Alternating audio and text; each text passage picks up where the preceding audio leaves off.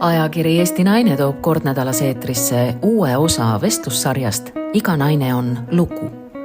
Mina olen Piret Kooli. Tere sulle, kes sa meid kuulad. Minu seekordne külaline on avalikkusele teada, kuid algav jutuajamine on tema esimene pikem isikintervjuu. Peapiiskopi abikaasana ja kristliku kooli juhina elab ta klaasist majas. Armastab lakitud küüsi ja värvib meeleldi huuli.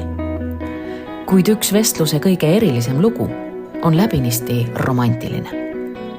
Ühe armastuse algus, mis võinuks heade inimeste sekkumiseta nii tookord kui ka tänases maailmas hävitada kahe noore inimese maine.